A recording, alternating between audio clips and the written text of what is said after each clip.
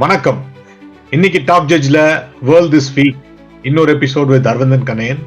போன வாரம் நம்ம ரொம்ப இன்ட்ரெஸ்டிங்கான டாபிக், அந்த வாரம் என்னென்ன முக்கியமான விஷயம் இருக்குன்னு பார்த்தோம். இந்த வாரமும் வந்துட்டு கொஞ்சம் லாஸ்ட் டைம் வந்து கொஞ்சம் அதிகமான டாபிக் எடுத்துட்டோம்னு நினைக்கிறேன், அதனால கொஞ்சம் லேட்டா. ஸோ இந்த வாட்டி கொஞ்சம் நம்ம வந்து லிமிடெட் டாபிக்ஸ் தான் வந்திருக்கோம். ஒரு 4 டாபிக் தான், மோஸ்ட்லி அரௌண்ட் வேர்ல்டு, கொஞ்சம் இந்தியன் டாபிக்ஸும் டச் பண்றோம்.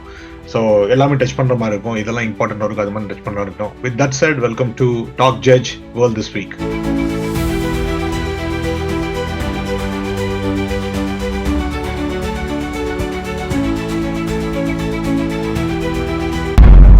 அரவிந்தன் வாங்க, எப்படி இருக்கீங்க? நல்லா இருக்காங்க, நன்றி. உங்க மூலமா நேயர்களை சந்திக்கிறதுல கண்டிப்பா. சோ இன்னைக்கு வந்து நம்ம சொன்ன மாதிரி 4 டாபிக், 4 லைன் எடுத்திருக்கோம். பட் ஒவ்வொன்றையும் கொஞ்சம் நிறைய விஷயம் இருக்கு அப்படின்னு நினைக்கிறேன். Let's go through each one of them. So first, எல்லாரும் டாப் ஆஃப் எவ்ரிஒன்ஸ் மைண்ட் அப்படின்னு பாத்தீங்கன்னா வந்துட்டு இது வந்து ட்ரம்ப்ஸ் பீஸ் டீல் அப்படின்னு கூட சொல்லலாம். மிடில் ஈஸ்ட்ல வந்துட்டு ஈவன் ஃப்ரம் நம்ம வந்து ரேகன் டைப் ஃபாலோ பண்றது வரைக்கும் ஒவ்வொரு வருஷமும் ஒவ்வொரு வாட்டியும் ஏதாச்சும் ஒரு பீஸ் டீல் போகும். Then it ceasefire announce பண்ணுவாங்க. பட் இந்த வாட்டி கொஞ்சம் வித்தியாசமா இருக்கு அப்படிங்கிற மாதிரி சொல்றாங்க. First let's say what is this peace deal, what does it entail அப்படின்ற மாதிரி அதுல இருந்து ஆரம்பிச்சிடலாம். ஸோ நீங்க உங்க கருத்தை சொல்லுங்க, அப்புறம் எனக்கு தெரிஞ்ச நான் சொல்றேன். அதுக்கப்புறம் நம்ம வந்து இதுல எப்படி இதுல சாத்தியக்கூறுகள் என்ன, is peace is going to remain there அப்படிங்கிற மாதிரி ஒரு இதை முடிச்சிடலாம். Sure. there is a lot of ஒரு ஜாக்கிரதை உணர்வோடு நிறைய பேர் இந்த டீலை இப்போதைக்கு பாராட்டி இருக்காங்க அப்படின்னு தான் சொல்லணும். எக்கானமிஸ்ட் மேகசின் மாதிரி மேகசின்ஸே, அதாவது இந்த எக்கானமிஸ்ட், வால் ஸ்ட்ரீட் ஜேர்னல், இவங்க எல்லாமே நிறைய விமர்சனங்களை பொதுவாக ட்ரம்ப் மேலே இப்போ இவங்கெல்லாம் வலதுசாரி பத்திரிகைகளாக இருந்தாலும் அவங்க ட்ரம்ப் மீது பல விமர்சனங்களை வச்சிருக்கிறாங்க இதுக்கு முன்னாடி. எந்த அளவுக்குன்னா இப்போ அவங்களையெல்லாம் வலதுசாரி இல்லைன்னு நீங்களே சொல்லுவீங்க அடிக்கடி. வால் ஸ்ட்ரீட் ஜேர்னலா வலதுசாரின்னு சொன்னீங்கன்னு வச்சுக்கோங்க, அப்புறம் நான் சீனனெல்லாம் என்ன சொல்றது. எனிவே, பட் ஸோ இப்போ இதனுடைய இந்த முக்கியமான அம்சங்கள் வந்து ஹமாஸ் கிட்ட இருந்த பணைய கைதிகள், எஞ்சி இருந்த உயிருடன் இருக்கின்ற பணைய கைதிகள் எல்லாரையும் திருப்பி கொடுக்கணும். அப்புறம் இதுவரைக்கும் இறந்தவர்களுடைய சடலங்களை திருப்பி கொடுக்கணும். இதுதான் மைய கருத்து. இன்னொன்று வந்து ஹமாஸ் வந்து அந்த இடத்துல இருந்து தன்னுடைய அதிகாரத்தை PLAக்கு விட்டு கொடுத்துடணும், பாலஸ்தீனியன் லிபரேஷன் அத்தாரிட்டிக்கு. எசென்ஷியலி காசாவை விட்டு ஹமாஸ் வெளியேறணும். இதுதான் அடிப்படை குறிக்கோள். இதுல பெஞ்சமின் நெட்டன்யாகு வந்து இதுக்கு மேல போர் தொடுக்கக்கூடாது, போருக்கான ஆயத்தங்களை அவரு விடணுன்றது அவருக்கான கட்டாயம். இதுல வந்து கட்டார் வந்து ரொம்ப பிவட்டல் ரோல் பிளே பண்ணியிருக்கிறாங்க. அவங்க தான் இத்தனை நாள் ஹமாஸுக்கு ப்ரொடெக்டராகவும் இருந்திருக்கிறாங்க. இதுல சில விஷயங்கள் வந்து நம்ம கவனிச்சு பார்க்கணும். ட்ரம்ப் வந்து தேர்தலின் போது சொன்னதே, நான் பதவிக்கு வந்த 48 மணி நேரத்துல யுக்ரைன் போரையும் இதையும் முடிச்சு வைப்பான்னாரு. ஆனா யதார்த்தங்கள் வேறு மாதிரி தான் இருந்துச்சு. இது வந்து அவரு அதை செஞ்சு தனக்கு ஒரு ரெக்கார்டு வரணும்னு நினைச்சாரு, தப்பு கிடையாது. ஆனா யதார்த்தங்கள் வந்து வேற மாதிரி போனதோட அல்லாமல், குறிப்பா இஸ்ரேல் வந்து இந்த கடந்த 7-8 மாதங்கள் ஒரு மெர்சிலஸ் வார் தான் பண்ணாங்க. கிட்டத்தட்ட ஹமாஸ் முறியடிக்கப்பட்டு விட்டதுன்னு தெரிஞ்ச பிறகும் கூட காசாவை பெருமளவு தரமட்டம் செய்து என்னை போன்ற இஸ்ரேலிய ஆதரவாளர்கள் கூட ஜெனோசைடுன்னு சொல்லக்கூடிய மனநிலைக்கு வந்துட்டோம். அண்ட் இப்ப பெருமளவு உலக அரங்கில் இஸ்ரேல் தனிமைப்படுத்தப்பட்டு விட்டது. அதான் உண்மை. இஸ்ரேலினுடைய நண்பர்கள் அல்லது இஸ்ரேலினுடைய நலம் விரும்பிகள், தேசிய தலைமையில் இருக்கிறவங்கள சொல்றேன் நான், நம்மள மாதிரி தனி மனிதர்கள் அல்ல, ஆலைஸ்ன்னு சொல்லக்கூடியவங்க எல்லாருமே விலகிட்டாங்க. ஏன்னா the war was carried out very brutally beyond necessary. அது வந்து யதார்த்தம். அண்ட் அதுல வந்து ட்ரம்ப்னுடைய பங்கும் இருக்கு. அவர் வந்து நீங்க தரமட்டம் ஆக்குறதுனா ஆக்கிக்கங்க, நாங்க ரிசார்ட் கட்டுறேன்னாரு. இதெல்லாம் அவரே சொன்னதுதான். அண்ட் ஓரளவுக்கு எல்லாருக்குமே வந்து யூஎஸ் பொறுத்த வரைக்கும் ஒரு விமர்சனம் என்னன்னா, யூஎஸ்னுடைய கைப்பாவை தானே இஸ்ரேல். அப்ப இவ்வளவு பெரிய படுகொலை நடக்கும் பொழுது இதை எப்ப வேணா நிறுத்தி இருக்க முடியுமே இஸ்ரேல அப்படின்ற விமர்சனம் இருக்கு. அந்த விமர்சனத்துல பெருமளவு நியாயமும் இருக்கு. இந்த இடத்துல வர்றதுக்கு கட்டார் அப்புறமா ட்ரம்ப் அட்மினிஸ்ட்ரேஷனை சேர்ந்த அவருடைய மருமகன் ஜாரட் குஷ்னர், அப்புறம் ஸ்டீவ் விட்காஃப் தான் நினைக்கிறேன் அவர் பேரு. அவரும் ஜாரட் குஷ்னரும் ரொம்ப பிவட்டல் ரோல் பிளே பண்ணியிருக்காங்க along with Qatar. And Qatar கேட்ட முக்கியமான உறுதிமொழி வந்து இஸ்ரேலை எப்படி கட்டுப்படுத்துவீங்க, அதுக்கு உங்களுடைய இது இருக்கா, பேக்கிங், மிலிட்ரி பேக்கிங். அண்ட் அது வந்து எக்ஸிக்யூட்டிவ் ஆர்டரே போட்டிருக்காப்ல ட்ரம்ப் அதுக்கெல்லாம். So essentially, Trump signed an executive order promising US security protection for Qatar. இது ரொம்ப முக்கியம். ஏன்னா கட்டார்ல வந்து ஹமாஸ் வந்து ஒரு இடத்துல கூடுறாங்கன்னு சொல்லி இஸ்ரேல் ஒரு தாக்குதல் செஞ்சது. ஒரு மாசத்துக்கு முன்னால வந்து சர்ஜிக்கல் ஸ்ட்ரைக் பண்ணாங்க. Correct, surgical. ஆனா அதுல வந்து அவங்க நினைச்ச அளவுக்குலாம் ஹமாஸ் ஆட்களை கொல்ல முடியல. அந்த strike was a failure mostly. ஆனா அதுல என்ன பெரிய பிரச்சனைனா, ஃபார் ஒன்ஸ் நிஜமாவே இஸ்ரேல் வந்து கைக்கு மீறி யூஎஸ்க்கு எந்த இன்டிமேஷனும் கொடுக்காம அதை செஞ்சது.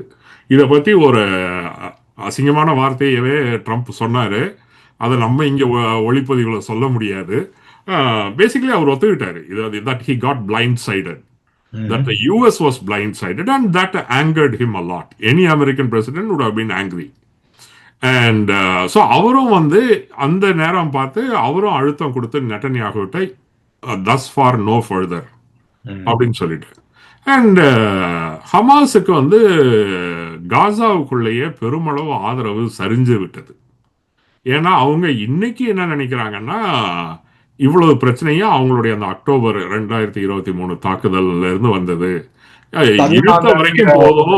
ஒரு பார்வை சொன்னீங்க இஸ்ரேல் மேல கோவம் வந்திருக்கு அப்படின்னு சொல்லிட்டு. ஆனா இஸ்ரேல் படி உலக நாடுகள் கோவம் வந்திருக்கு அப்படின்னு சொன்னா அது ஒரு பாலஸ்தீனியன் ஆர்கனைசேஷன்ஸ் இல்ல இஸ்லாமிய சமூகங்கள் எல்லாத்தையும் பரவி இருக்கிறவங்க அவங்களோட ப்ரொபகண்டான்னு கூட சொல்ல முடியும். ஆனா காசால இருக்கிற மக்கள், the people who are really அவங்க வந்து ஹமாஸ்க்கு அகைன்ஸ்டா மாறிட்டாங்க அப்படிங்கறத நம்ம பார்க்கணும் இல்லையா? இப்ப யூஎஸ்லயே வந்து even amongst the Jewish community itself, நீங்க இதுல வந்து சின்னதா ஒரு விஷயம் நம்ம ரொம்ப நேரம் இல்ல பேச வேணாம். டக்கு இன்னொரு ஜோரான் Mamdani, who is the Muslim candidate, mayoral candidate in New York City, அவர் வந்து பெஞ்சமின் நெட்டன்யாஹு வந்து நியூயார்க் சிட்டிக்கு யுனைடெட் நேஷன்ஸ்க்கு வந்தா ஐ வில் அரெஸ்ட் ஹிம்ன்றாரு. இது வந்து நியூயார்க்ல பதவிக்கு வராமே அவர் அரெஸ்ட் பண்றாரு. நான் வந்தா அதை செய்யணும், அந்த அதிகாரம் எனக்கு இருக்கு அப்படின்னு அவரு தன்னுடைய ஒரு குறிக்கோளா அதை சொல்றாரு. நியூயார்க்ல வந்து ஜூயிஷ் வாக்காளர்கள் மிக பெரும் பகுதி இருக்கிறாங்க. அவங்களே நிறைய பேர் அது பரவாயில்லன்றாங்க. இது வந்து அமெரிக்கன் ஜூயிஷ் பீப்புளுக்குள்ளேயே ஒரு கட்டத்துக்கு பிறகு, ஆரம்ப கட்டத்துல நிச்சயமா எல்லாரும் நெட்டன்யாஹு அந்த தாக்குதலை எல்லாம் ஆதரிச்சாங்க. சமீப காலத்துல அமெரிக்காவிலேயே பெருமளவு ரிப்பப்ளிகன்ஸ் மத்தியில கூட இஸ்ரேலுக்கான ஆதரவு சரிந்து இருக்கிறது. ஏன்னா இந்த மனித அவலம்ன்றது அதை வந்து எல்லாருமே ஒரு ஸ்டேஜுக்கு மேல, அதுவும் இப்ப ட்ரம்ப் வந்து அவரு ட்ரை பண்ணாரு ஜனவரி மாசமே. ஏன்னா he wanted that peace deal. And அன்னைக்கு ரிஜெக்ட் பண்ண பீஸ் டீல தான் இப்போ அக்செப்ட் பண்ணியிருக்கிறாங்க. எசென்ஷியலி போத் சைட்ஸ், ஹமாஸும் இழுத்தடிச்சாங்க, நெட்டன்யாகவும் இழுத்தடிச்சாங்க. ஆனா அன்னைக்கு அவர் கொடுத்தது தான் இன்னைக்கு அக்செப்ட் பண்ணியிருக்கிறாங்க. ஸோ அவர் 48 மணி நேரத்துல கொண்டு வந்த அந்த பீஸ் டீல் வந்து இப்போ ஒர்க் ஆக ஆரம்பிச்சிருக்கு அப்படின்னு சொல்லுவாங்க இல்லைங்களா? ஆமா, அவரு 48 மணி நேரம் 72 மணி நேரத்துல விரல செச்சதும் காத்தடிக்கணும்னு நினைச்சாரு. அதுக்கு 8 மாசம் ஆயிருக்கு.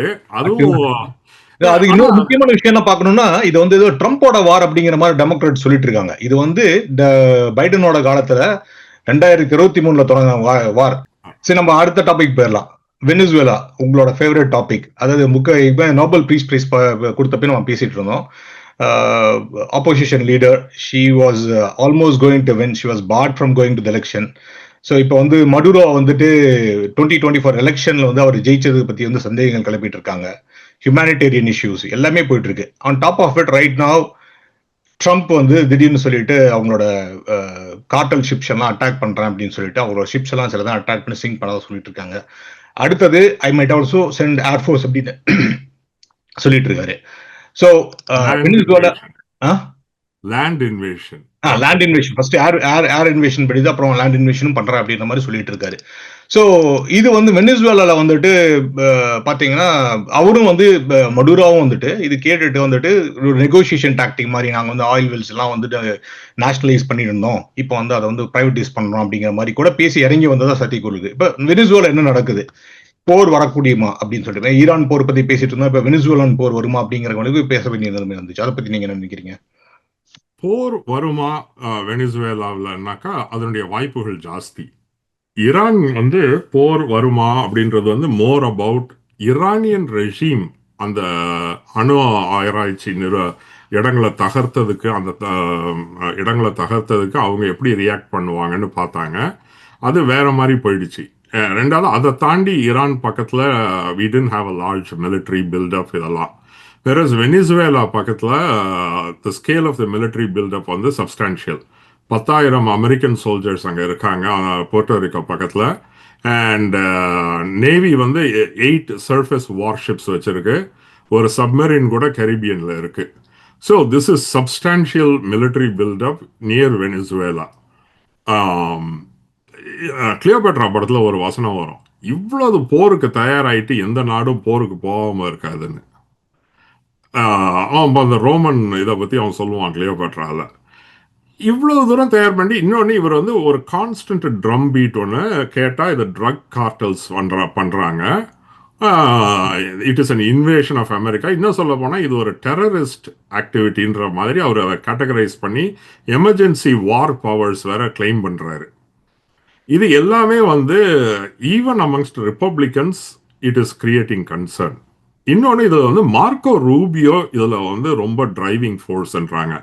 மடுரோவனுடைய ஆட்சி மாற்றம், ரெஜீம் சேஞ்ச், இந்த ரெஜீம் சேஞ்சுன்ற சொற்றொடர் வந்து 2003 ஈராக் வாருக்கு அப்புறம் ஒரு அசிங்கமான சொற்றொடராக போயிருந்துச்சு. இப்போ திரும்ப அது உச்சரிக்கப்படுது ரெஜீம் சேஞ்சுன்றது. ஏன்னா அமெரிக்கர்களுக்கு வந்து இன்னமும் இந்த 2003 எப்படி நம்ம ஈராக்குள்ளார போயிட்டு அந்த ரெஜீம் சேஞ்சை செஞ்சுட்டு கிட்டத்தட்ட 20 வருஷம் ஆச்சு அதுலேருந்து வெளியில் வர்றதுக்கு. $1 trillion மேல அதில் செலவாச்சு. 5,000 அமெரிக்கன் சோல்ஜர்ஸ் இறந்தாங்க. கிட்டத்தட்ட 2 லட்சம் ஈராக்கியர் வேறு நிறைய காரணங்களுக்காக 2 லட்சம் ஈராக்கியர் இறந்ததா சொல்லப்படுகிறது.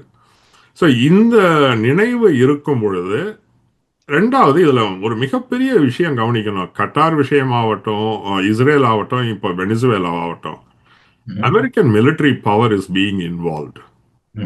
This is exactly what Trump said he will not do as MAGA. இதுதான் இந்த இன்டர்வென்ஷன் தான் இந்த உலகத்துல we are not the policeman of the world. நம்மளுக்கு என்ன போச்சு, எந்த நாடு எக்கேடு கெட்டு என்ன போனா என்ன, நம்ம நாட்டை பார்ப்போம். இதுதான் இது எந்த அளவுக்கு போச்சுன்னா Laura லூமர் who is a big time MAGA figure and very close to the president, and ஏன்னா அந்த லாரா லூமர் சொல்லி ட்ரம்ப் நிறைய விஷயங்களை கேட்டிருக்காரு. அந்த லாரா லூமர் வந்து ரொம்ப இன்ஃப்ளூயன்ஷியல் பர்சன், உங்களுக்கே தெரியும். அண்ட் அவங்க வந்து ஆஸ் யூஷுவல் ரைட் விங் ட்ரம்போட ஆளுனா அவங்க வாய்க்கு வந்ததையும் பேசுவாங்க. இப்போ Qatar does not have a base in US, ஆனால் அவங்க வந்து கட்டாருக்கு வந்து ஒரு ஃபெசிலிட்டியை யூஎஸ் உண்டாக்கி இருக்கு ஐடஹோல. அது வந்து it is to train Qatari pilots on F-35. It's a facility.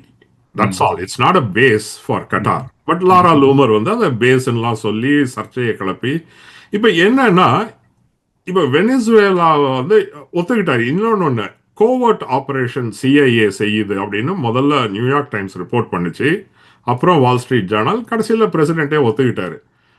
இப்போ பார்த்தா கோவர்ட் ஆபரேஷனுக்கு விக்கிபீடியா பேஜே இருக்கு.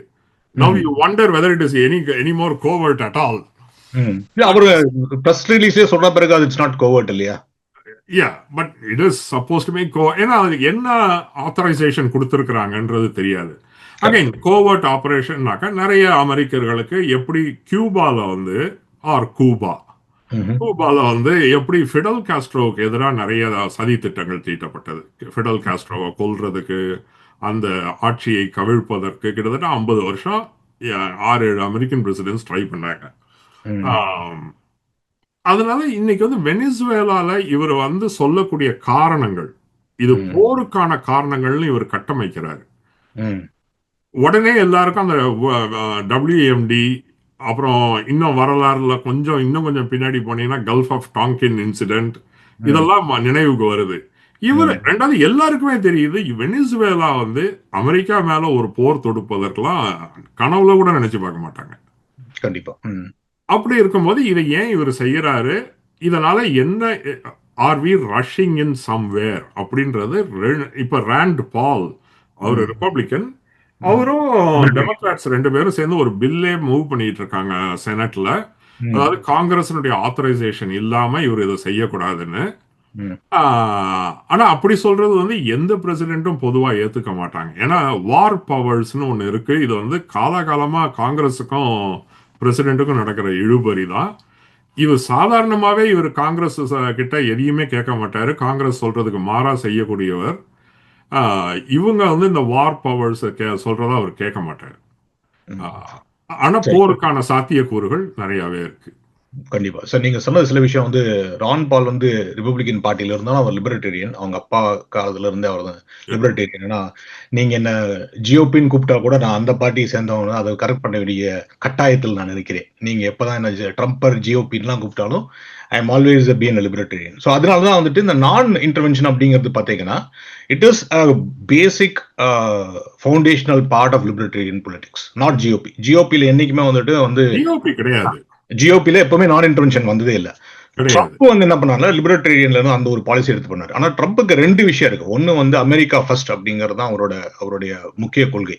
சோ அமெரிக்காவுக்கு எந்த விதத்திலேயாவது ட்ரேட்லயோ இல்ல பொருளாதாரத்திலயோ இல்ல மிலிட்டரியிலயோ எங்கெல்லாம் முக்கியத்துவம் வருதோ தட் டேக்ஸ் பிரசிடென்ஸ் அப்படிங்கிற மாதிரி தான். சோ நான் இதை எப்படி பாக்குறேன்னா, ட்ரம்ப்புக்கு இட்ஸ் ஆல்வேஸ், நீங்க பிரசிடென்டா இருக்கிறப்ப நான் ஒரு வார்த்தை சொல்லிட்டு அந்த வார்த்தை தான் கடைபிடிச்சு போனேன் அப்படின்னு சொல்லிட்டு எந்த பிரசிடென்டாலையும் இதுக்கு முன்னால வெதர் ஜிஓபி இல்ல கிரீன் பார்ட்டி யார் வந்தாலும் பண்ண முடியாது. So they will have competing priorities. அந்த ப்ரையாரிட்டிஸ்ல அமெரிக்கா ஃபர்ஸ்ட்னு பாக்குறாரு. ஸோ இதுல என்னன்னா வெனிசுவேலா ஹியூமனிடேரியன் கிரைசிஸ் இருக்கிறதான்னு சொல்லிட்டு லெப்டிஸ்ட் விங்ஸ் யுனைடெட் நேஷன்ஸ்ல இருந்து எல்லாருமே ஹியூமனிடேரியன் கிரைசிஸ் நடக்குது அப்படின்னு சொல்றாங்க, including arresting of opposition members, including local body எலெக்ஷன்ஸ்ல எல்லாம் பண்றீங்க. ஸோ இது நம்ம ஈரான் கூட ஏன் கம்பேர் பண்றோம்னு எனக்கு தெரியல. வெப்பன்ஸ் ஆஃப் மாஸ் டிஸ்ட்ரக்ஷன் இருக்கு அப்படின்லாம் சொல்லல. பட் இவர் ட்ரக் கார்டல் இருக்கு, ஃபென்டனில் இருக்கு அப்படின்னு சொல்லிட்டு இருக்காரு. பட் அதுலயும் ஒரு கான்ட்ரடிக்ஷன்.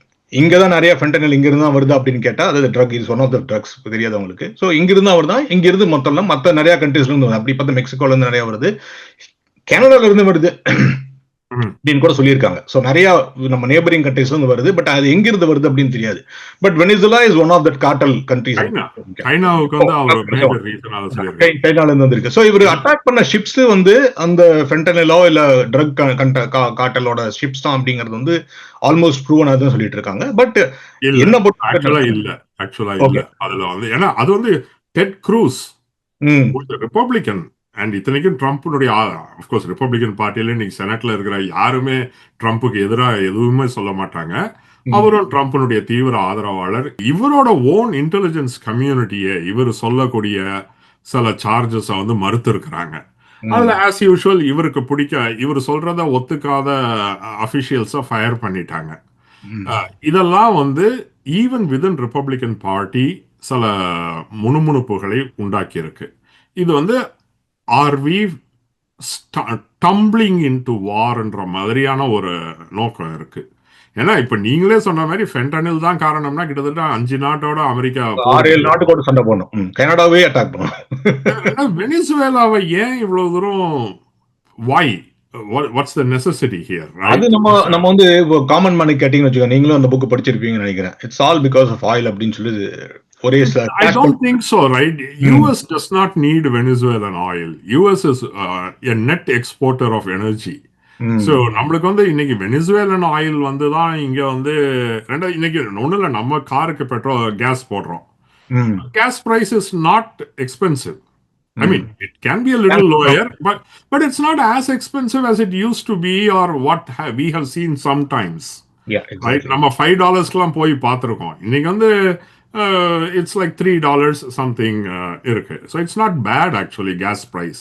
So இதனால வெனிசுவேலன் ஆயில் வரணும் அப்படின்றது நம்மளுக்கு இது பெரிய பிரச்சனை கிடையாது. Between fracking, our own production and OPEC, we are okay. Perfect. Okay. So at least ஒரு விஷயத்த நீங்க ஒத்துக்கிட்டீங்க. ஆயில் பிரைஸ் குறைஞ்சிருக்குன்னு சொல்லிட்டு, நம்ம அப்படியே அந்த சந்தோஷத்திலேயே வந்து ஷட் டவுனுக்கு போயிரலாம். அடுத்த ஒரு தீவிரமான விஷயம். ஷட் டவுன் நம்ம லாஸ்ட் டைமே பேசிட்டு இருந்தோம். நம்ம பேசுறப்ப வந்து shut down was just going to start and we were talking about the longest shut down previously was under Trump அப்படின்னு.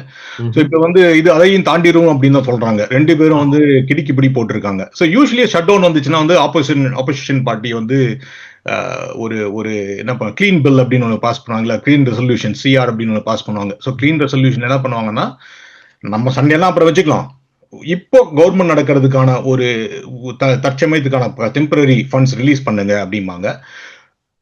பெரும்பாலும் நம்ம இப்போ வந்து காற்று வரைக்கும் போவேன். காற்றில் காலத்தில் 2 ஷட் டவுன் நடந்திருக்கு. பட் நம்ம let's come down to Clinton கிளின்டன்ல இருந்து எடுத்துட்டீங்கன்னா கூட, Clinton almost every president since Clinton had a shut down at one point of time except Biden. Except for Biden. Exactly. எல்லாரோட இதுலயும் ஷட் டவுன் நடந்துச்சு அப்படின்னு சொல்லலாம். பட் அதெல்லாம் என்ன பண்ணுவாங்கன்னா, mostly 90% of the time what happens is இந்த சிஆருக்கு அக்செப்ட் பண்ணிப்பாங்க. அதுக்கப்புறம் நெகோசியேஷன் பண்ணலாம் அப்படின்னு. இப்போ வந்து டெமோக்ராட்டிக் பார்ட்டி அந்த சிஆர்கே அக்செப்ட் பண்ண மாட்டேங்கிறாங்க அப்படிங்கறத இவங்க சொல்றதா இருக்கு. பட் டெமோக்ராட்டிக் பார்ட்டில இருந்து அவங்க என்ன சொல்றாங்கன்னா, அஃபோர்டபிள் கேர் ஆக்ட் அப்படிங்கிறது வந்துட்டு அவங்களோட கீ ஆஸ்க் இந்த பில்லுல. அதுல வந்துட்டு அவங்க என்ன சொல்றாங்கன்னா, இந்த வருஷத்துக்கான ப்ரொலாங்கேஷன் இந்த வருஷத்தோட முடியுது. ஆக்சுவலி இந்த பில்லோட இனிஷியல் சரத்தே வந்து இந்த வருஷம் முடியற மாதிரி தான் வச்சிருக்காங்க. பட் அதை வந்து எக்ஸ்டெண்ட் பண்ணணும் அப்படிங்கிற, அதை எக்ஸ்டெண்ட் பண்ணாதான் நாங்க பேச வரோம் அப்படின்னு சொல்லிட்டு இருக்காங்க. ஸோ லிட்டரலி ஒரு டெட்லாக்ல போயிட்டு இருக்கு.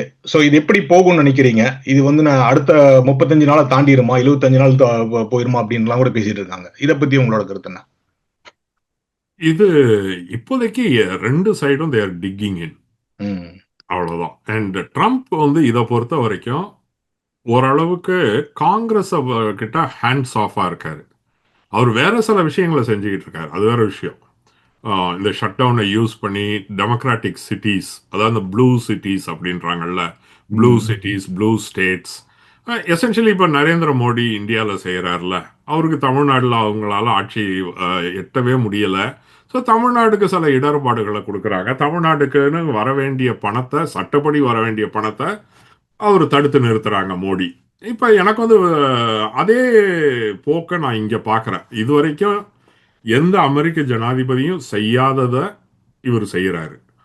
இவரை பொறுத்த வரைக்கும் எல்லாரும் அமெரிக்கர்கள் அல்ல.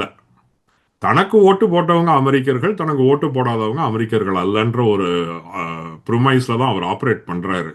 Which is why he is targeting democratic cities and cutting their funds which were appropriated by Congress. And இப்போ அதெல்லாம் சில விஷயங்கள் கோர்ட்லையும் கேஸாகவும் நிற்குது. And then shut down lay offs இது நடக்குது. Basically Democrats don't trust him and he thinks Democrats are enemies. So இந்த ரெண்டு பேருக்கு நடுவில் அமெரிக்க அரசாங்கம் ஊசலாடிக்கிட்டு இருக்கு. கரெக்ட். ஸோ அது 2 பேரும் வந்து காம்ப்ரமைஸ் பண்ணணும் அப்படிங்கிற. நீங்க எப்படி அவங்க வந்து அவர் வந்து என்ன சொல்றது, அட்டாக் பண்றாரு, ஸ்பெசிஃபிக்கா அட்டாக் பண்றாரு அப்படின்னு சொன்னா. பட் எனக்கு இந்த விஷயம் எனக்கு வந்து புரிய மாட்டேங்குது. எப்படின்னா, லாஜிக்கலா யோசிச்சு பார்த்தீங்கன்னா, இப்போ நியூ ஜெர்சி எடுத்துக்கோங்க. நியூ ஜெர்சியில பார்த்தீங்கன்னா இந்த almost 4% difference. We are still call New ஜெர்சியோட ப்ளூ ஸ்டேட்னு காட்டா கூட ஒரு 56% வந்து 54% வந்து ரிபப்ளிகன் சொன்னாங்களா, மிச்சம் 46% வந்து கலிபோர்னியா ஆல்சோ. அந்த கேப் க்ளோஸ்டா வருது. ஸோ அதனால என்னால வந்து அதை என்னால ஏன் ஏத்துக்க முடியலன்னா, ஒரு லாஜிக்கலா பாக்குறப்ப வந்துட்டு அப்படி ஒரு பிரசிடென்ட் அப்படி பண்ணா இங்க இருக்கிற ரிபப்ளிகன்ஸ்க்கும் கூட தான் பாதிப்பு வரும். கரெக்ட். அது எப்படி பாக்குறது தெரியல. இல்ல அது வந்து ரொம்ப சிம்பிளா பார்க்கலாம். நீங்க சொல்றது வந்து ஓரளவு நியாயமா யோசிக்கிற, லெவல் ஹெட்டடா இருக்கிற ஆளு யோசிக்கக்கூடியது. நியூ ஜெர்சி, இப்ப நியூயார்க்கு நம்ம ஒரு ஃபண்டை நிறுத்தினோம்னா, நியூயார்க்ல கணிசமான ரிப்பப்ளிகன் ஹவுஸ் சீட்ஸ் எடுத்தாங்க இந்த வாட்டி. நம்மளுக்கு ஓட்டு போட்ட 4 பேர் இருப்பாங்களேன்னு யோசிக்கணும். பொதுவா ஒரு யோசிக்காத வன்மத்தின் அடிப்படையிலேயே செயல்படுற ஒருத்தரை இதெல்லாம் யோசிச்சு பார்க்கணுமே அப்படின்னு நீங்க எதிர்பார்க்கறது, உங்களுக்கு தான் உங்க ஆளை பத்தி நல்லா தெரியும். டார்கெட்டடா எல்லாமே, அதாவது ப்ளூ சிட்டிஸ்ன்னு சொல்லக்கூடியவைகளை அவரே ப்ளூ சிட்டிஸ்ன்னு சொல்லி தான் டார்கெட் பண்றாரு. இது நம்ம எந்த யூகமும் நம்ம செய்ய தேவையில்லை. அவரு வந்து சொல்லியிருக்கிறாரு ட்வீட்ஸ்ல, நான் டெமோக்ராட்டிக் சிட்டியையும் டெமோக்ராட்டிக் ஸ்டேட்ஸையும் டார்கெட் பண்ண போறேன். அவர் இன்னும் அவ்வளவு ஏன் அவர் இப்ப ஃபயர் பண்ண ஃபெடரல் ஒர்க் ஃபோர்ஸ் ஆட்களை எல்லாம் டெமோக்ராட்ஸ்ன்றாரு.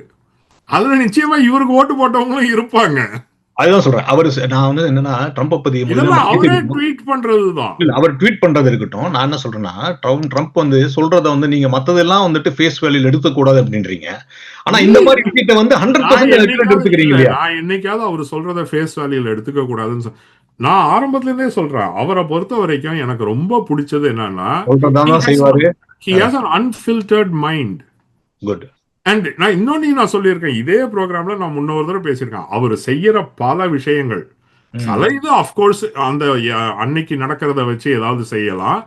பல விஷயங்கள் பல முறை தேர்தல் மேடைகள்ல பேசினதுதான். கரெக்ட். அது நம்ம சோ நம்ம அடுத்த சப்ஜெக்ட் போலாம். ஷட் டவுன் வந்து நம்ம என்ன பண்றோம்னா இன்னும் நீடிக்கும். ஆனா இழுபறியில தான் நிக்கும். இழுபறி வந்து இந்த பக்கம் டெமோக்ராட்ஸ் வந்து அவங்களும் விட்டு கொடுக்காம இருக்காங்க. இவரும் வந்து இது ஒரு பழிவாங்கும் நடவடிக்கை எடுத்துட்டு இருக்காரு. சோ ரெண்டு தேங்க்ஸ் கிவிங்க்கு முன்னாடி முடியறதுக்கு வாய்ப்புகள் இப்ப பார்த்தா கம்மியா தான் இருக்கு. ஆமா, தேங்க்ஸ் கிவிங் ஆமா, அப்படி இல்லைன்னா திருப்பி வின்டர் செஷன் போயிடும். அதுக்கப்புறம் ஃபோர்ஸ் ஷட் டவுன் தான் நடக்கும்னு நினைக்கிறேன். பட் அதை பார்க்கலாம். இப்போ ஆனா இது இன்னொரு விஷயம் என்னன்னா, நான் போன வாட்டி ஷட் டவுன்ல பார்த்தப்போ வந்துட்டு இந்த பார்க்ஸ் அண்ட் ரிக்ரியேஷன்ஸ் எல்லாம் மூடுறப்போ இருந்துட்டு கொஞ்சம் இம்பாக்ட் அதிகமா இருந்த மாதிரி இருந்துச்சு. ஆனா இந்த வாட்டி கொஞ்சம் அளவுக்கு இம்பாக்ட் இல்ல. ஒருவேளை இன்னும் எக்கனாமி கொஞ்சம் அதிகம் நல்லா இருக்கிறதுனால அப்படி தோணுதான்னு தெரியல.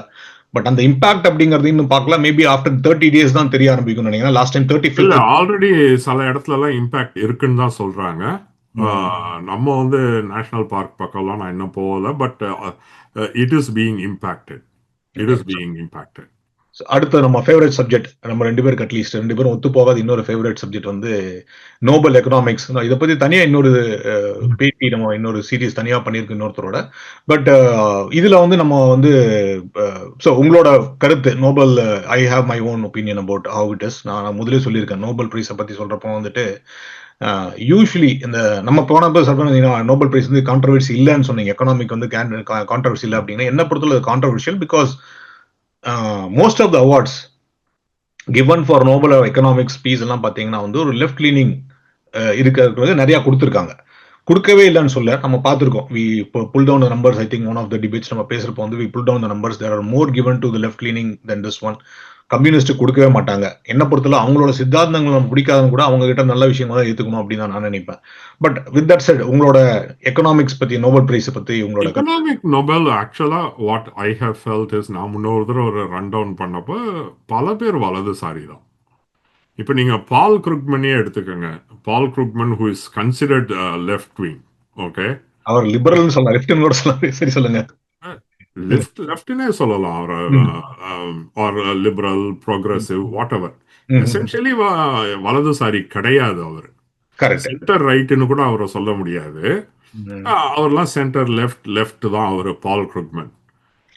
பட் அப்படிப்பட்டவங்களுக்கு ஏன் கொடுக்கறாங்க, எந்த தியரிக்கு கொடுக்கறாங்கன்றது இருக்கு. பட் இன்னைக்கு குருக்மனை பத்தியே நீங்க தீவிர இடதுசாரிகிட்ட போய் கேட்டீங்கன்னா அவர் ஒரு வலதுசாரி முதலாளித்துவ ஆளுன்ட்டு போயிடுவாங்க.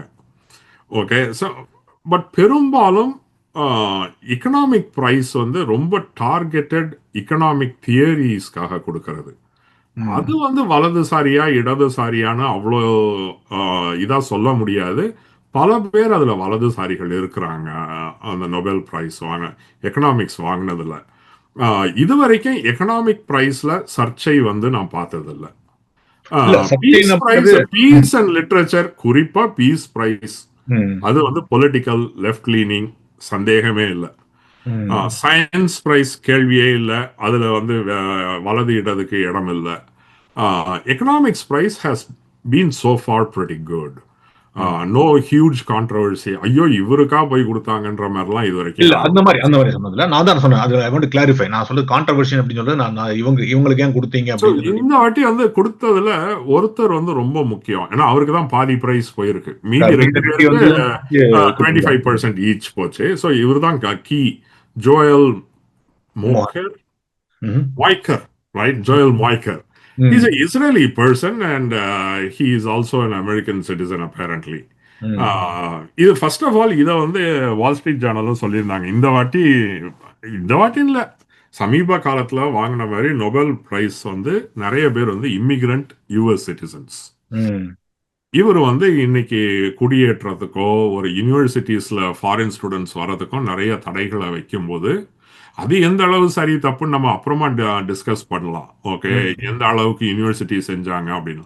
பட் ஜோயல் மாய்க்கர்னுடைய மைய கருத்து வந்து ஒரு open society, culture of growth அப்படின்னு அவர் சொல்றது அதுதான். எல்லாருமே வந்து இண்டஸ்ட்ரியல் ரெவல்யூஷன்னா அங்க காசு இருந்துச்சு, பணம் இருந்துச்சு, காலனைசேஷன் இருந்துச்சு அப்படின்வாங்க. ஆனா இவர் எங்க போறாரு, நான் வந்து நம்மளோட ப்ரோக்ராம் இப்போ ஏன்னா I can say this with some conviction here. ஏன்னா Nobel economics prize was announced only this Monday. But நம்மளோட ஒரு ப்ரோக்ராம்ல இந்த யூனிவர்சிட்டிஸை பத்தி பேசும்பொழுது and Trump versus the universities, நான் அப்போ சொன்னேன் அமெரிக்காவுடைய ரியல் அடித்தளம். நிறைய பேர் வந்து மிலிட்ரி சூப்பர் பவர்னுவாங்க, எக்கனாமிக் சூப்பர் பவர்னுவாங்க. நான் எப்பவுமே வந்து அமெரிக்கன் பவர்னுடைய அடித்தளம் வந்து அதனுடைய யூனிவர்சிட்டிஸ், அதனுடைய இன்டலெக்சுவல் கேபிட்டல் அப்படின்னு சொல்லுவேன் நான். இதை நான் நம்மள ப்ரோக்ராம்லேயே தான் நான் சொல்லியிருக்கேன். அதே தான் இவருடைய, அதுதான் இவரோட தியரியும். பேசிக்கலி இன்டலெக்சுவல் கேபிட்டல் அண்ட் ஒரு நாலெட்ஜ் சொசைட்டியா இருக்குதா அப்படின்றது தான். அதுதான் வந்து ஒரு சொசைட்டியை முன்ன கொண்டு போகும். Are we a republic of letters, are we an open society, are we open with knowledge? அந்த இடத்துல இருந்து பார்க்கும்பொழுது அமெரிக்கன் யூனிவர்சிட்டிஸ் ஆர் தட். அதுல குறைகள் உண்டு, எதுல தான் குறைகள் கிடையாது. அதனால அந்த கல்ச்சுரல் ஆண்டர்பிரினர்ஸ்னு அவர் சொல்றது, அவர் சொல்லக்கூடிய அந்த நாலெட்ஜ் பேஸ் இருக்குல்ல, how freely knowledge moves around, அந்த இதுதான் வந்து ஒரு சிவிலைசேஷனுக்கே இம்பார்ட்டன்ட். அதனால which is why he puts a lot into ஏன் வந்து இண்டஸ்ட்ரியல் ரெவல்யூஷன் வந்து இங்கிலாந்துல ஆரம்பிக்குது, இதெல்லாம் தான் அவருடைய theories. So I find his economic and அவருடைய துறை வந்து இதை நம்ம, அவர் வந்து எக்கானமிஸ்ட் கிடையாது, எக்கனாமிக் ஹிஸ்டாரியன். இதுவே வந்து நான் இப்ப நம்ம இந்தியர்களுக்கு வந்து இந்த மாதிரியான வகை இருக்கிறதே ஒரு அதிசயமா இருக்கும். ஏன்னா இப்ப சமீபத்தில் இப்ப உங்களுக்கு தெரியும் நேருவை பத்தி, நேருனுடைய எக்கனாமிக் பாலிசி, இப்ப நேருவை ஆதர்சமா கொண்ட பலர் மத்தியில கூட அந்த இடதுசாரி பொருளாதார கொள்கை அப்படின்னு கொஞ்சம் பின்வாங்கிடுவாங்க. இப்ப சமீபத்துல அரவிந்த் பனகரியா வந்து புக்கே போட்டிருக்காரு, நேருஸ் எக்கனாமிக் பாலிசி. அது வந்து நேருஸ் எக்கனாமிக் பாலிசி வந்து சரியில்லைன்ற மாதிரி அந்த புக்கு போகும். இதுல பிரச்சனை என்னன்னா, Panagariya is an economist, he is not an economic historian. But the only reason that he is an economist of some repute, he is a very creditable economist, அது இல்லைன்னு சொல்ல முடியாது. ஆனா எக்கானமிஸ்டா இருக்கிற காரணத்தினாலேயே ஒருத்தரால வந்து பொருளாதாரத்தினுடைய வரலாறு எழுத முடியாது. ஏன்னா ஒரு பொருளாதாரம்ன்றது ஒரு தனி ஸ்லைஸ் கிடையாது, அதுக்கு அதை சுற்றி பல காரணிகள் இருக்கும். அந்த மாதிரியான ஒரு ஸ்பெஷலைஸ்டு துறையில தான் மூக்கர் வேலை பார்க்குறாரு. அண்ட் இந்த வாட்டி அந்த எக்கனாமிக்ஸ் இது வந்து prize is a very interesting one. So நீங்க சொன்னீங்க, pretty much I agree with you. ஒன்று என்னன்னா, இது வந்து நான் எப்படி பார்த்தா last year 2024 economic prize, Nobel prize பார்த்தீங்கன்னா, it was given to Robinson அப்படின்னு நினைக்கிறேன். forgot, I'll get it. Robinson, Acemoglu and Johnson, அவங்க 3 பேர் கொடுத்தா. அவங்க 3 பேர் என்ன சொன்னாங்கன்னா, the role of institution, சொல்ற யூனிவர்சிட்டி அப்படிங்கிறது வந்து I think it's more applicable to 2024 Nobel prize. So இந்த வருஷம் எப்படின்னா அதோட எக்ஸ்டென்ஷன் எடுத்துக்கலாம். அவர் என்ன சொல்றாருன்னா, இந்த இண்டஸ்ட்ரியல் ரெவல்யூஷன் வந்து, இண்டஸ்ட்ரியல் ரெவல்யூஷன் பாத்தீங்கன்னா எப்போ காலனைசேஷன் எப்போ முடியுதோ, நீங்க வந்து காலேஜ் இந்தியா ஃப்ரீடம் கிடைச்ச பிறகு தான் காலனைசேஷன் முடியும் நம்ம நினைச்சிட்டு இருக்கோம். பட் காலனைசேஷனோட ஆணிவேர் நடுங்க ஆரம்பிச்சது வந்து இண்டஸ்ட்ரியல் ரெவல்யூஷன் முடியறதுக்கும் பாத்தீங்கன்னா அப்போ ஒரு எக்கனாமிக் ஹப்ஃபீல் வந்துச்சு. யூஸ்வலி என்ன பண்ணாங்கன்னா, அந்த பர்டிகுலர் பாயிண்ட் ஆஃப் டயத்துக்கு மட்டும்தான் அவனால வந்து ஒரு ஒரு ஒரு கிரெடிபிலிட்டி கொடுத்து எக்கனாமிக் ரெவல்யூஷன் வந்து இந்த இண்டஸ்ட்ரியல் ரெவல்யூஷன் நடந்துருச்சு, அதனால ஜிடிபி இன்க்ரீஸ் ஆகுது அப்படின்னு சொன்னாங்க. ஆனா அது எப்படி சஸ்டெயின் ஆச்சு அப்படின்னு அவங்களால கண்டுபிடிக்க முடியல. ஸோ அந்த சஸ்டெயினபிலிட்டிக்கு தான் இவர் வந்து வாட் ஹி சேயிங் இஸ், அந்த சஸ்டெயினபிலிட்டிக்கு வந்துட்டு எப்படி அந்த இண்டஸ்ட்ரியல் ரெவல்யூஷன்ல இருந்து நீங்க பாத்தீங்கன்னா ஜிடிபி கிராஃப் பாத்தீங்கன்னா ஆஃப் த வேர்ல்டு, நம்ம நாட் அபவுட் திடீர்னு இந்த இண்டஸ்ட்ரியல் ரெவல்யூஷனுக்கு அப்புறம் டக்குன்னு அப்டிக் ஆக ஆரம்பிச்சிருச்சு. டில் டுடே எல்லாம் அப்ஸ் அண்ட் டவுன்ஸ், டிப்ரெஷன் எல்லாம், கிரேட் டிப்ரெஷன் எல்லாம் கூட வந்திருந்தா கூட அப்ஸ் அண்ட் டவுன்ஸ் எல்லாம் கூட பாத்தீங்கன்னா ஜிடிபி அப்படியே இன்க்ரீஸ் ஆகிட்டே போகுது. ஸோ அந்த சஸ்டைனபிலிட்டிக்கு வந்து இவர் என்ன சொல்றாருன்னா, இந்த இன்ஸ்டிடியூஷன்ஸ்ல இருந்து வரக்கூடிய டைவர்சிட்டி முக்கியம்னு சொல்லியிருக்காரு, which is the point you made. Yeah, yeah, yeah. University அப்படின்னு மாத்திரம் பண்ணலாம். அவரு சொல்றாருன்னா economic institution as a whole சொல்றாரு, விச் இன்க்ளூட்ஸ் யூனிவர்சிட்டிஸ் அப்படின்னு நான் பாக்குறேன். So, but anyway, I think இதுதான் அந்த இவரோட முக்கியமான புக் ஒன்று சமீபத்தில் தான் ஐ திங்க் ஒரு 3 years பேக் ரிலீஸ் ஆச்சுன்னு நினைக்கிறேன். மோக்கருடைய புக், அந்த progress of culture of growth culture of and growth, the yeah. origin of modern economy, Joel மோக்கர்.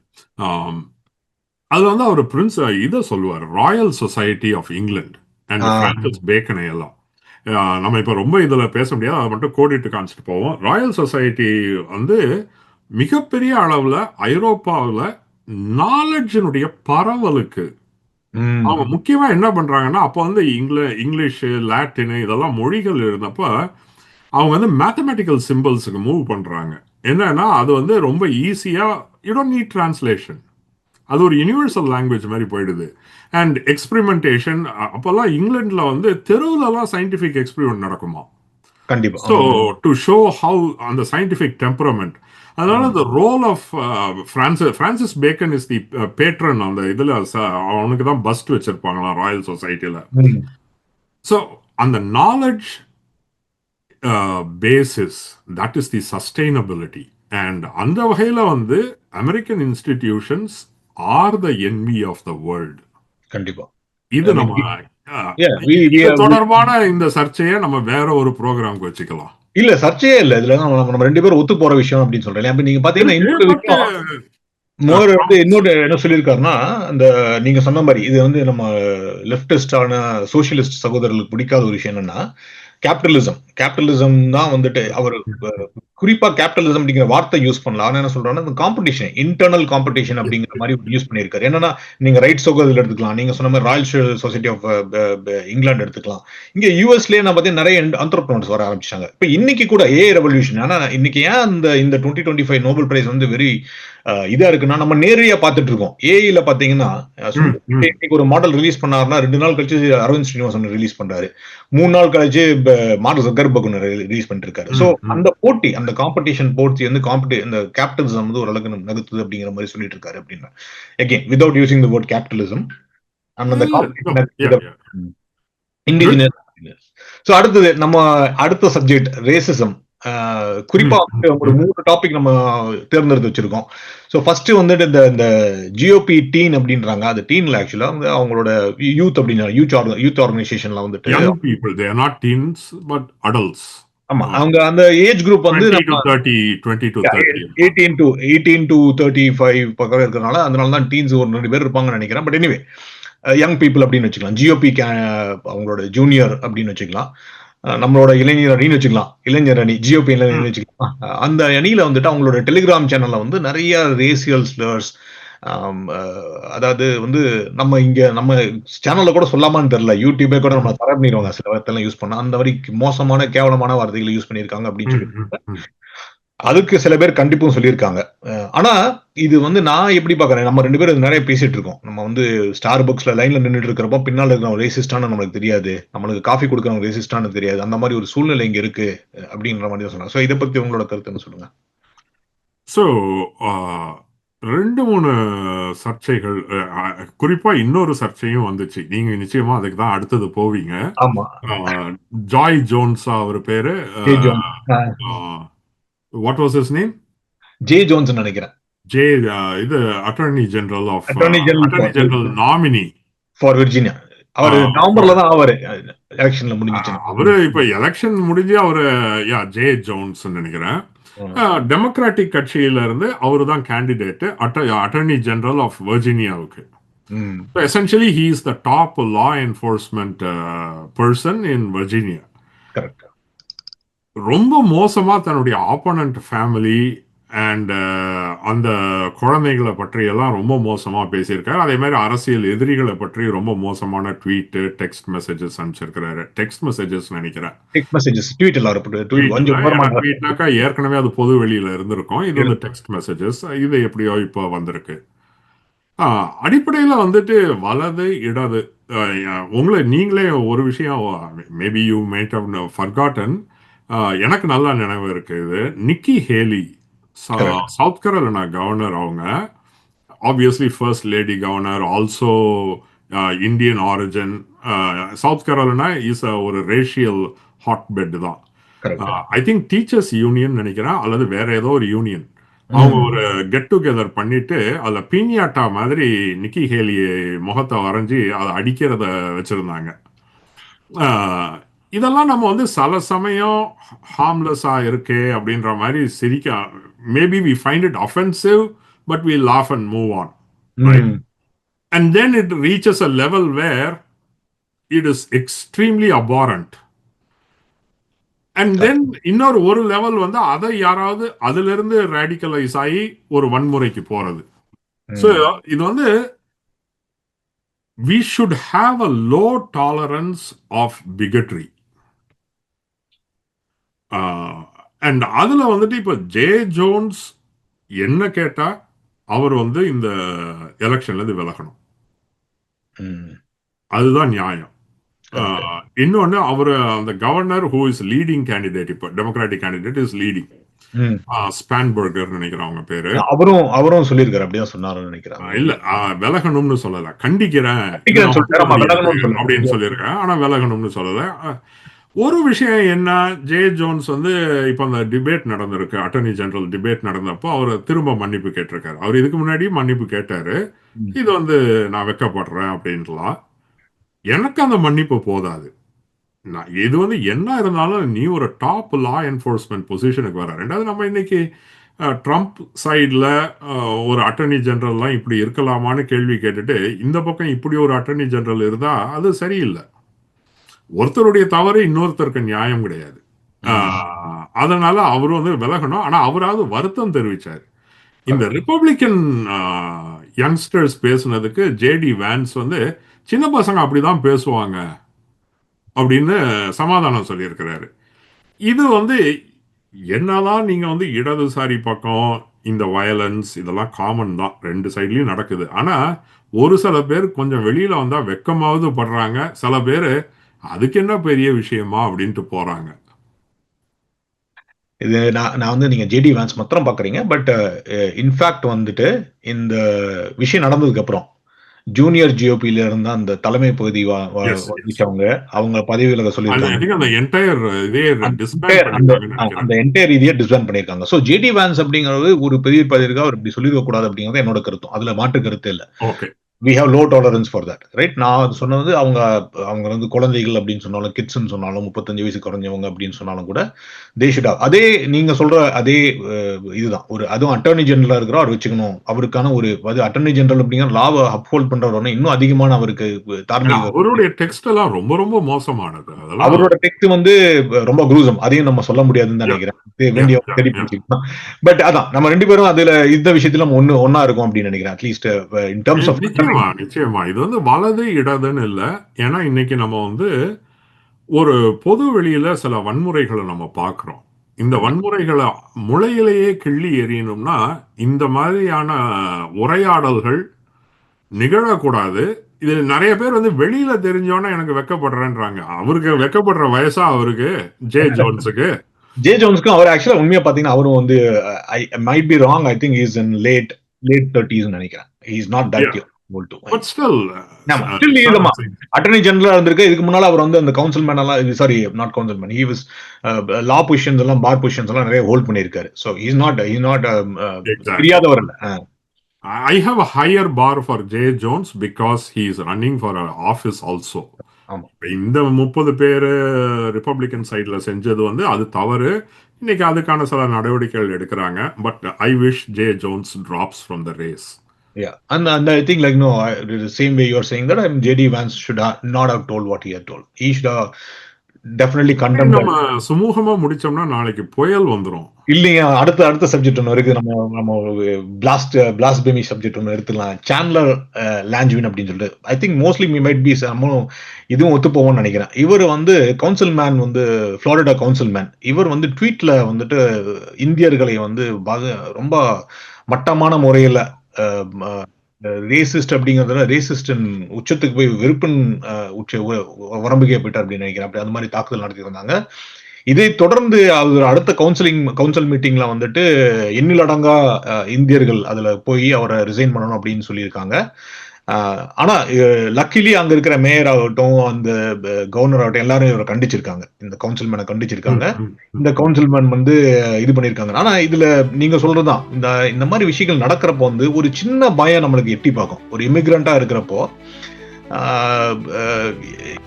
இவர் கூட நம்ம ட்ரெயின்ல போறப்ப இவர்கிட்ட மாட்டிட்டு என்ன பண்ணணும் அப்படிங்கறது கூட தோணும். இல்ல தெரியாதனமா இவர் இருக்கிற வீதியில நம்ம கார் போய் பஞ்சர் ஆயிடுச்சு என்ன பண்ணுவோம். இந்திய சமூகம், நம்ம 2 பேரும் இந்திய சமூகத்தை சேர்ந்தவங்க. ஓரளவுக்கு இந்திய சமூகத்துக்குள்ளார என்ன நடக்குதுன்றதும் நம்மளுக்கு தெரியும்.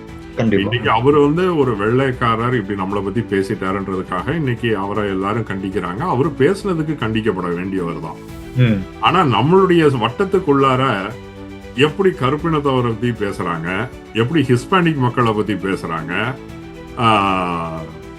எத்தனையோ வேற ஆட்களை பற்றியதான் என்னென்ன மாதிரியான சொல்லாடல்கள் வருது, எந்த அளவுக்கு ஜாதி சங்கங்கள் இங்க ஆபரேட் ஆகுது, இந்தியர்களுக்குள்ளேயே இருக்கக்கூடிய ஜாதி வேற்றுமை, இதெல்லாம் நம்மளும் பார்த்துக்கிட்டு தான் இருக்கோம். கண்டிப்பா. அது நீங்க சொன்ன பிறகு இது நம்ம 2 பேரும் திருப்பி நம்ம ஒத்து போற விஷயம் தான். நான் அதனாலதான் வந்துட்டு உங்களுக்கு தெரியுமா தெரியல, நீங்களும் கூட சில தமிழ் சங்கத்துக்கு எல்லாம் போயிருக்கீங்க. நான் வந்து பெருமையா கூட சொல்லிக்கலாம்னு நினைக்கிறேன். இது வரைக்கும் எந்த ஜாதி சங்கத்துக்கும் எந்த தமிழ் சங்கத்துக்கும் ஒரு தடவை நான் 2-3 வாட்டி போனதுக்கு காரணம் ஏதோ சாப்பாடு கொடுக்குறேன்னு சொன்னாங்க.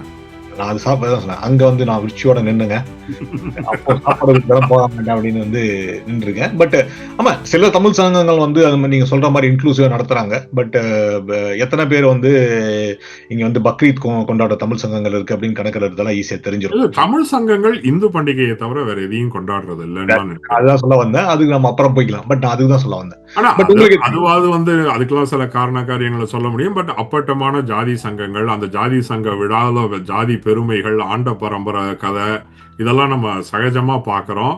அதே மாதிரி பிராந்திய இது தெலுங்கு மக்கள் தமிழர்களை விரட்டுறது, அப்புறம் நம்ம ஆட்கள் அவங்கள பண்றது. இன்னொரு ஒரு வாட்ஸ்அப் குரூப்ல ஒருத்தர் சொன்னாரு, தமிழர்கள் அதிகமா இருந்த ஒரு குரூப்ல இந்த நார்த் இந்தியன் மாட்டிக்கிட்டாரு,